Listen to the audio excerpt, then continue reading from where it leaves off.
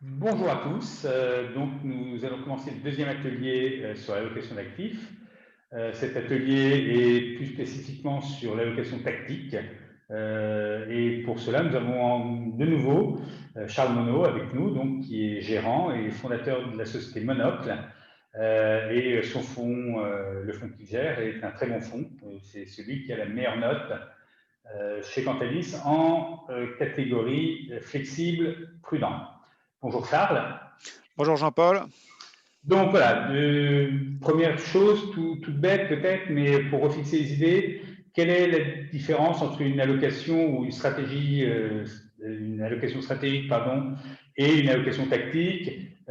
Comment on passe de l'un à l'autre? Qu'est-ce qu'il faut privilégier selon vous? Alors, donc pour moi, la différence entre stratégie et tactique, stratégie, c'est les grandes lignes, le grand plan militaire, voilà, qui est écrit dans les livres et qu'on applique, qu'on essaie d'appliquer.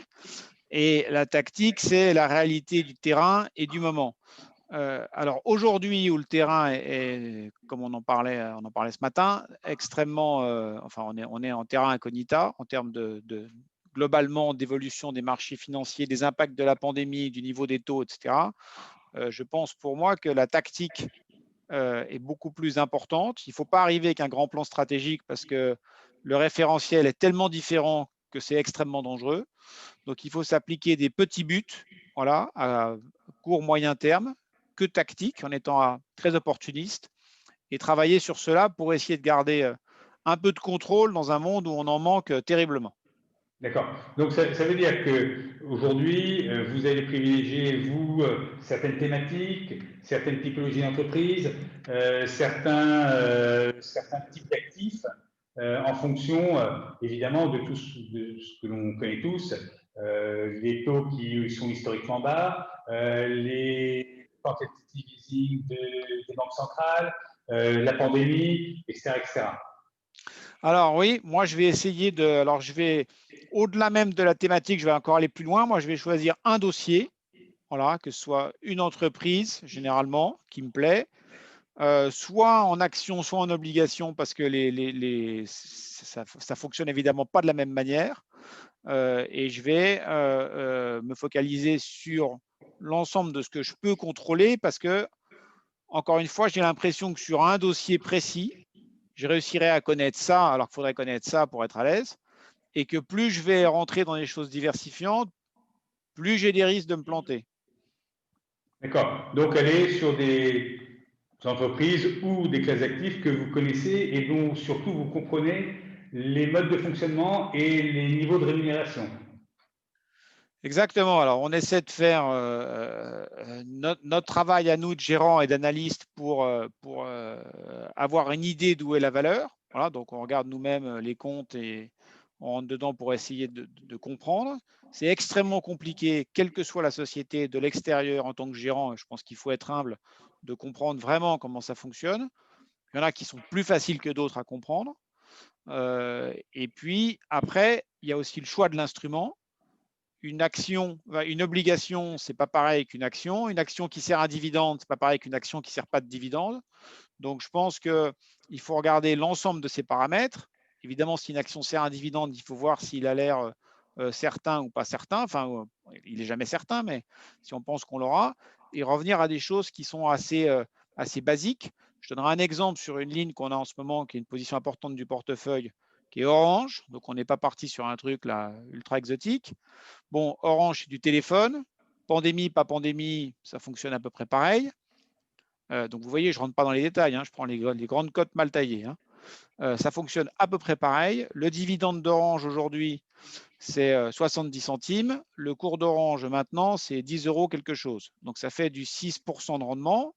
Nous, on en a acheté il y a 2-3 mois, ça valait 8. Bon, voilà, 6% de rendement dans un monde à taux zéro sur une boîte. Alors après, il y a tous les détails d'Orange, la dette, etc., mais elle a été un peu réduite, bon, sans rentrer dedans. Voilà, ça m'a l'air d'être quelque chose qui est bien dans un fonds patrimonial pour du moyen long terme, sans trop s'inquiéter de ce qui se passera demain. La pandémie revient, la pandémie ne revient pas, le vaccin marche pas, ça ne va pas changer fondamentalement le business d'Orange. Et à un moment, normalement, si j'ai un titre financier, quel qu'il soit, qui me rapportent du 7%, qui ont l'air à peu près garantis, dans un monde où tout le reste rapporte 0, eh ben, le prix de ce titre va monter, voilà, pour que ce 7%, qui est une grosse opportunité, devienne du 5 ou du 4 ou du 3. Voilà. Donc, vous voyez, quand j'en parle comme ça n'a pas l'air très sympa ni très sexy. Et c'est ce que nous, on cherche là aujourd'hui, parce que c'est relativement sûr.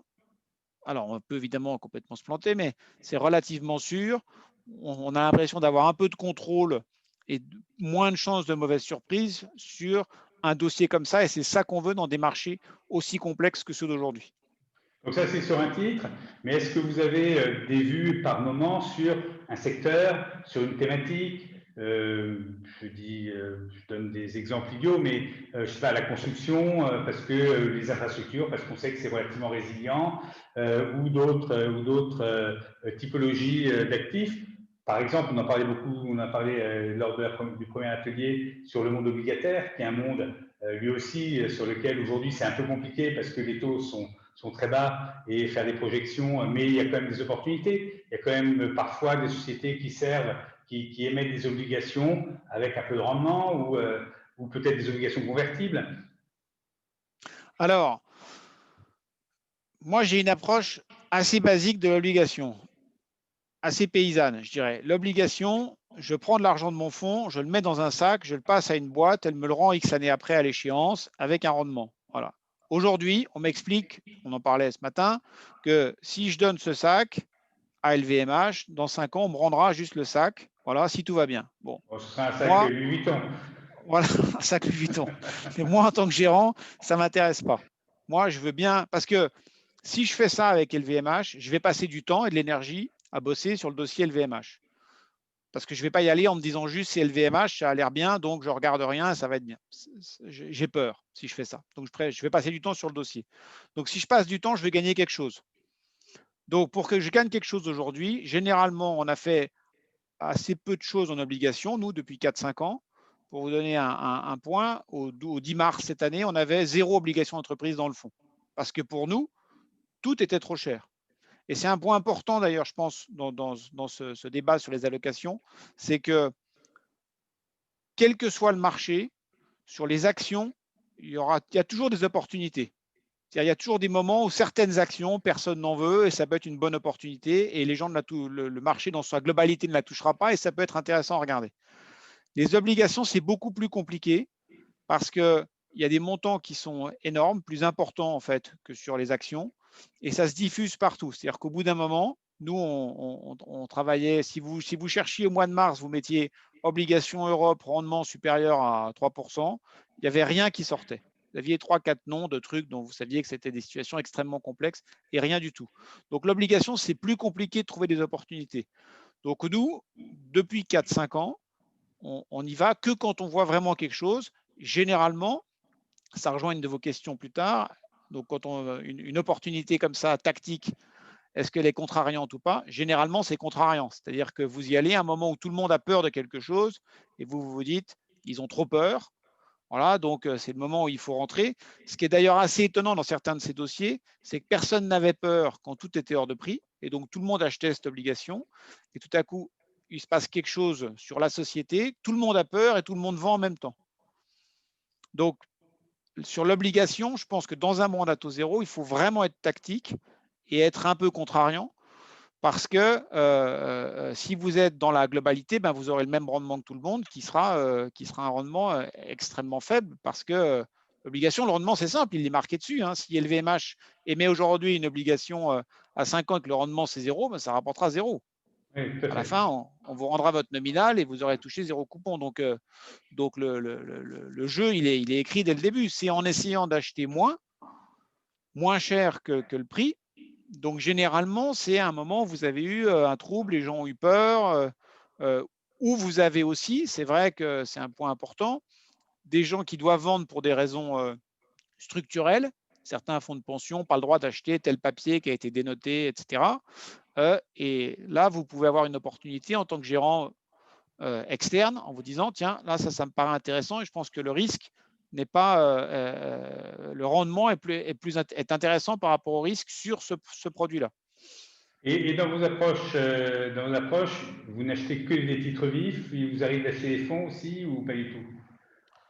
Non, que des titres vifs. Que Que des des titres titres vifs, vifs toujours. parce qu'on veut vraiment avoir. Enfin, nous, d'abord, c'est ça qu'on sait faire et donc on pense que les investisseurs viennent chez nous pour ça. Mais bon, moi, j'ai mes fonds investis dans mes fonds et c'est une question de contrôle sur la société finale dans laquelle on est investi. C'est-à-dire qu'on veut regarder nous-mêmes nos dossiers et avoir nous-mêmes essayé de faire nos choix, ce qui ne nous empêche pas de nous planter parfois lamentablement. Mais au moins, voilà, on a regardé nous-mêmes jusqu'au fond pour voir ce qu'il y a. Nous, on est de bonne humeur, on est content et on est bien classé chez Cantalis, mais on est extrêmement inquiet pour l'avenir parce qu'on est quand même dans des mondes qui sont extrêmement compliqués en termes monétaires et économiques globalement, et on n'a pas eu de grande correction majeure. Et quand on regarde l'histoire sur long terme, on sait qu'à un moment, elles arrivent.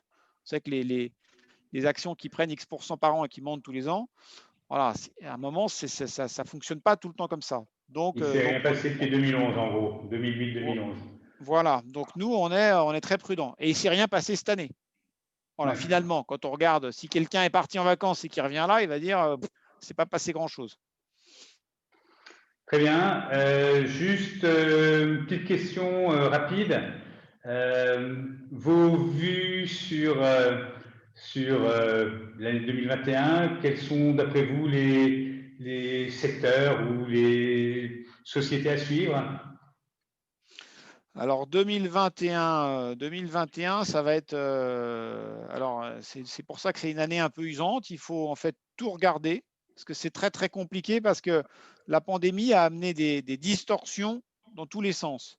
C'est-à-dire vous avez des sociétés, par exemple, des grosses chaînes dans l'ameublement, je pense plutôt aux États-Unis, des sociétés comme Home Depot, qui ont vu leur chiffre d'affaires beaucoup monter et donc les cours de bourse énormément monter parce que tout le monde s'est retrouvé coincé chez soi et donc tout le monde s'est occupé d'aménager sa maison et de changer des choses qu'ils n'avaient jamais changées parce que les gens étaient tout le temps en vadrouille. Bon, les cours de bourse sont beaucoup montés, mais les hausses de chiffre d'affaires et de résultats qu'on voit sur ces sociétés, est-ce qu'ils seront encore là en 2021? Est-ce que quand il n'y aura plus de virus et qu'on aura le vaccin, parce que ça, pour le coup, c'est acquis qu'on a le vaccin, est-ce que les gens vont rester, continuer chez eux, accrocher des nouvelles tringles à rideaux, etc. Très compliqué. Est-ce que des sociétés comme Apple, par exemple, pour entrer dans la tech, ont eu des ventes d'iPad qui ont fait plus 30% 2 trimestres de suite? Parce que tout le monde s'est retrouvé chez soi et donc tout le monde s'est dit il faut que je puisse faire un call Zoom comme on le fait en ce moment avec un nouvel iPad parce que le mien est vieux, etc. Tout ça, est-ce que ça va continuer alors qu'il n'y a plus de pandémie? Dans l'autre sens, vous avez des sociétés comme les compagnies aériennes qui ont eu zéro trafic. Voilà. Comment est-ce qu'elles vont redémarrer? Est-ce que le vol business, qui représente une partie très importante des profits des compagnies aériennes, va revenir?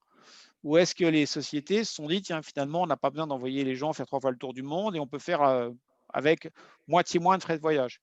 Donc, ça veut dire qu'il y a des distorsions qui sont un peu dans tous les sens. Et donc, on ne sait pas très bien comment est-ce qu'on va, quel monde on va retrouver demain. Qu'est-ce qui va réellement rester ou changer? Donc, il faut tout regarder. Le problème d'aujourd'hui, c'est que 90% de ce qu'il y a est cher. Enfin, tout commence à être assez cher quand même. Le secteur auto, par exemple, a beaucoup monté. Il est assez cher maintenant. Donc, est-ce que tout le monde va s'acheter des voitures ou pas? Va continuer à tirer sur ça? On ne sait pas. Et le point qui arrive, qui m'inquiète un peu plus pour 2021, c'est que les gouvernements ont agi tout de suite, extrêmement fermement, enfin les banques centrales, en donnant de l'argent à tout le monde. Généralement, peut-être trop. Alors, peut-être trop, c'est difficile à dire parce qu'il y a bien sûr beaucoup de gens qui ont souffert de cette pandémie et on sait qu'elle a touché beaucoup plus la moitié en bas que la moitié en haut. Mais en termes de monétaire économique, je parle, euh, euh, on sent que cet argent, en fait, s'est diffusé un peu partout. Alors, qu'est-ce qui va se passer en 2021? Parce qu'il y a eu des moratoires sur les banques, par exemple. Donc, les banques ont dit on n'appelle pas les crédits maintenant. Donc il n'y a pas eu les taux de provision qui avaient beaucoup monté au Q2, n'ont pas continué de monter au Q3. Mais bon, je ne vais pas rentrer dans un grand débat dessus, mais pour vous donner juste une anecdote très simple qui date d'il y a 3 jours, Warren Buffett a vendu, il vient de sortir là, son rapport trimestriel, a divisé par 2 la position qu'il avait dans Wells Fargo, qui est la 4e banque américaine, fin juin, et il vient de rediviser par 2 cette position. Warren Buffett, donc il a 90 ans, il est actionnaire de Wells Fargo depuis des décennies et il doit connaître l'ensemble de ses patrons, de ses PDG par leur, il doit appeler chacun par leur prénom. Que quelqu'un comme lui vende Wells Fargo, c'est-à-dire divise sa position par 4, alors que le cours a été divisé par 2, ça me paraît beaucoup plus parlant en termes de risque pour 2021 que les marchés de mes écrans d'aujourd'hui où tout est vert fluo et tout monte et tout est bien. Voilà. Donc je pense que ça va être une année qui va être assez, qui va demander beaucoup d'énergie aux gérants. Et donc, il faut regarder un peu tout. Pour l'instant, je dirais qu'il y a beaucoup de choses chères et je ne vois pas beaucoup d'opportunités tout de suite. Ok, bah, sur ces bonnes paroles, merci beaucoup. On se retrouve tout à l'heure pour le 3e atelier et je vous donne rendez-vous à tous à ce moment-là. Merci Jean-Paul. Merci.